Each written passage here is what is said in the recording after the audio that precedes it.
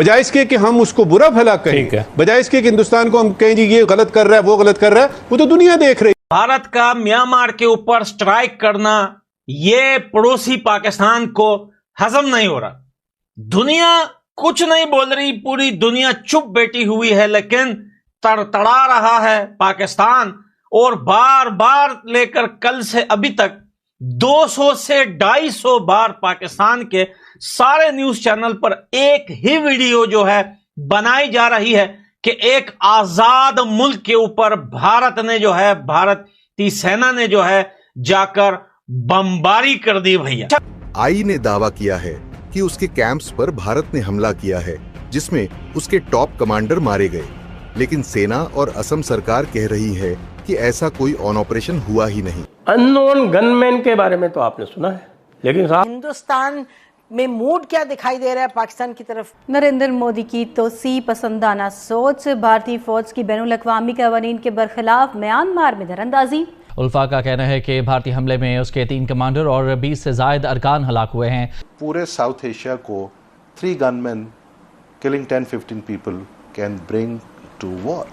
So this is a new abnormal. हकीकत यह है कि मैं पाकिस्तान के मुस्तकबिल के बारे में इतना खौफजदा हो गया था, और जिस तरीके से यहाँ पे एक माहौल बना हुआ था, और जैसे लगता था कि ये मुल्क जो है बिल्कुल कोई भी आप कर लेते तो जो सिचुएशन जो अगर ऐसी है, और India is in a I think very disturbed state of mind. What are they talking about Myanmar, what they have done, उसमें भी कंफ्यूजन है। डिफेंस उनकी कह रही है नहीं हमने किया, कुछ लोग कह रहे हैं हमने किया है, बट देयर इज भारत ने अपनी रेड लाइंस को ज्यादा आगे बढ़ाया है। मतलब जो पाकिस्तान को डिप्लोमेटिक सतह के ऊपर हमें 2 बड़े चैलेंजेस का सामना है। एक तो क्या 5 अगस्त 2019 उनकी एक नई रेड लाइन उन्होंने खींच दी है। भारतीय फौज ने ULFA के मुबैना कैंप्स पर 150 इसराइली साख्ता ड्रोन से हमले किए। भारतीय मीडिया के मुताबिक हमलों में ULFA का अहम कमांडर नैन आसुम समेत मुतअद्दिद अफराद हलाक हुए हैं। These people can take a dangerous decision.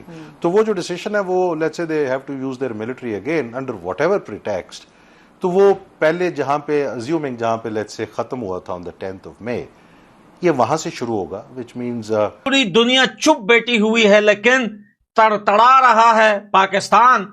और बार बार लेकर कल से अभी तक 200 से 250 बार पाकिस्तान के सारे न्यूज चैनल पर एक ही वीडियो जो है बनाई जा रही है कि एक आजाद मुल्क के ऊपर भारत ने जो है, भारतीय सेना ने जो है जाकर बमबारी कर दी भैया। अच्छा, कितनी सोचने वाली बात है कि पाकिस्तानी मीडिया को यह न्यूज बनाते हुए इनको थोड़ी सी शर्म भी नहीं आ रही। अब मैं आपको बताता हूं कि ये जो पाकिस्तानी मीडिया आज इतना बौखला रही है, आज इतना भौंक रही है कि भारत ने म्यांमार में जाके स्ट्राइक किया।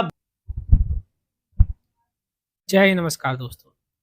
तो दोस्तों, भारत के आर्मी ने दोस्तों म्यांमार पे अटैक कर दिया है, और दोस्तों इस अटैक से पूरे वर्ल्ड में किसी को कोई दिक्कत नहीं है सिवाय पाकिस्तान के।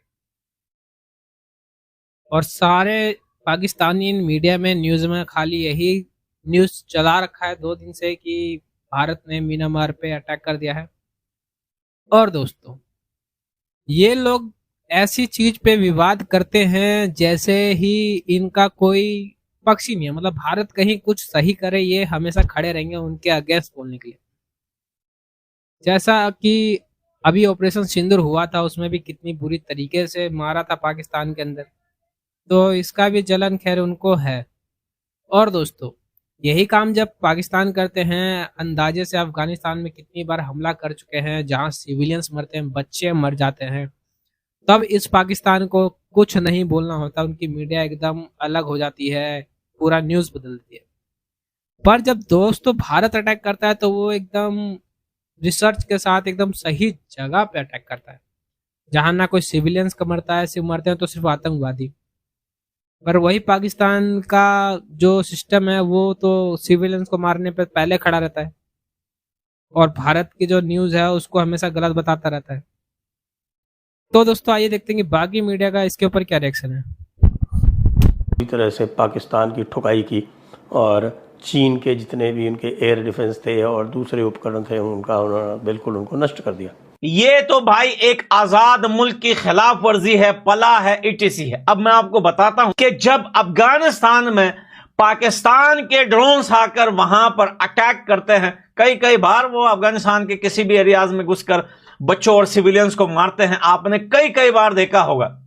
लेकिन पाकिस्तान की आर्मी, मीडिया और ये सारे दलाल और सुअर के बच्चे एक ही बात करते हैं कि भैया टीटीपी अफगानिस्तान में छुपी हुई है, भैया जो है बलोच लिबरेशन आर्मी के जो लीडर्स हैं वो अफगानिस्तान में छुपे हुए हैं, ये वहां से आकर हमारे देश में हमले करते हैं। हमने पता लगाया कि इनके कैंप से वहां पर इनका लीडर था और आज तक ये एक बंदे को सबूत के साथ नहीं दिखा सके कि हां हमने बीएलए का या टीएफएफ का जो ये क्या नाम है इसका टीटीपी का एक भी लीडर या एक भी प्यादा नॉर्मल बंदा या सोल्जर हमने वहां पर अफगानिस्तान में मारा है। जब भी इन्होंने वहां पर अफगानिस्तान में एयर स्ट्राइक की है तो सिविलियन लोगों के घरों पर बच्चों को ही मारा है। फिर उसके बाद लड़ाइयां स्टार्ट हो जाती है बॉर्डर पर, फिर महीने तक चलती है, फिर ये अपने चेक पोस्ट छोड़ के भाग जाते हैं। आज वही सेम टू सेम कहानी है। देश अलग है, जमीनें अलग है, सेना अलग है, लेकिन कहानी सेम है।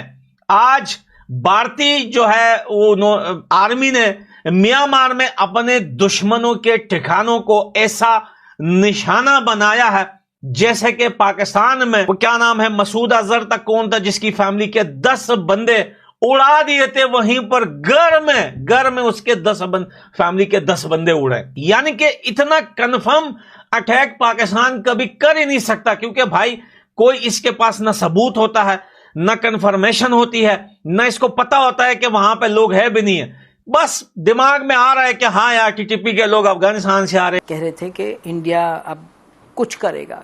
जी जैन साहब।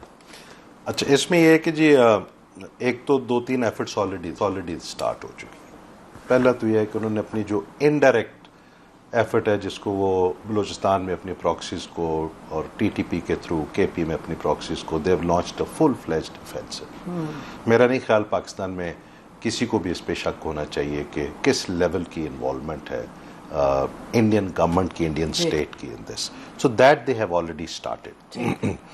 सो this is in my opinion this was going on, but इसका टेम्परेचर इस लेवल पे लेके जाना, आप देखिए जब से ये ऑपरेशन सिंदूर हुआ, पहले भी वो कर रहे थे लेकिन उसके बाद से बहुत इसमें ज़्यादा इंटेंसिटी आई, ये तो वो करेंगे। This is one thing that they will do and we have to be prepared to deal with it. पहली चीज़ ये हो गई। दूसरा, वो diplomatically they will try to revive their narrative of terrorism, because इस पर वो थ्राइव करते रहे हैं कि जी कश्मीर में और इंडिया में बाकी जगहों पे टेररिज्म है, लेकिन अब वो शायद बाकी दुनिया में बिक नहीं रहा। उसकी वजह यह कि इंडिया के अंदर ख़ुद उनकी जो स्टेट है वो इतनी रिप्रेसिव है और उस तरह की कंडीशंस क्रिएट कर दी हैं उन्होंने, जिसकी वजह से इंडिया के अंदर बहुत कुछ हो रहा है and they do not have, India शायद ये चाहता है